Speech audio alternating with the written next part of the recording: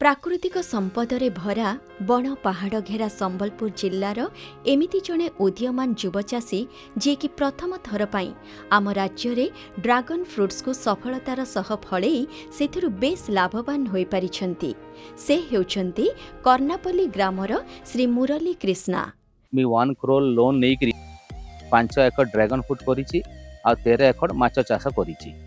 Dragon fruit जेन करिछि एटा complete organic method रे करा हिछि, माछ चाष भी ऑर्गेनिक रे करा हिछि। हमर ये ड्रैगन फार्म में 10,000 गछ लागिछि, 2500 पोल लागिछि आ सोलार फेंसिंग करा हिछि 2 फार्म रे। हम ये ड्रैगन फ्रूट फार्म आज्ञा माछ चाष रे 12टा लेबर काम करूछन आज्ञा आ इति आरहारी 20 to 25 lakhs मोर प्रॉफिट होछि। आ अंडर MKUY एपिकल स्कीम रे मुझे 27 लाख सब्सिडी मिली।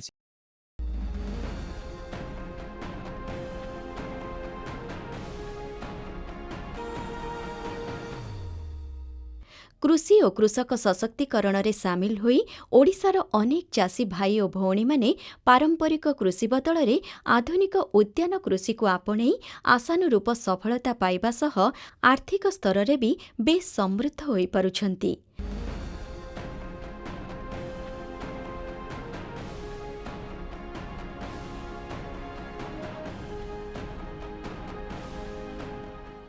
मुख्यमंत्री कृषि उद्योग योजना एही योजना अंतर्भुक्त आपिकलर आर्थिक प्रोत्साहन पाई श्री मुरली कृष्णा 13 एकर विशिष्ट पोखरी रे करिछंती माछ चाष और 5 एकर जमी रे फळैछंती ओडिशार प्रथम ड्रैगन फ्रूट्स।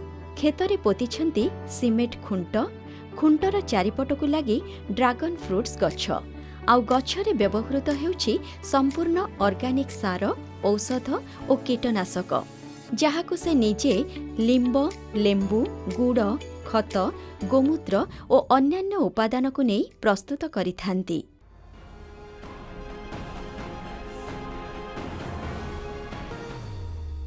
मो ये प्रोजेक्ट 2020 रे आरंभ करिछि। अप्लाई कला दिनरु पर्यंत तक एपिकल सब साहाय्य करिछि। मते 27 लाख सब्सिडी मिलिछि आ आगुरो 50 लाख सब्सिडी थिला आ सेटा के ओडिशा सरकार वृद्धि करी 1 कोटी टंका करिछि। मु भी चाहूछि ई प्रोजेक्ट को आउ बढ़ाइबी आ मु भी लाभवान हेबी। एति पई माननीय मुख्यमंत्री आज्ञा को एपिकल कृषि विभाग को धन्यवाद जनाउछि।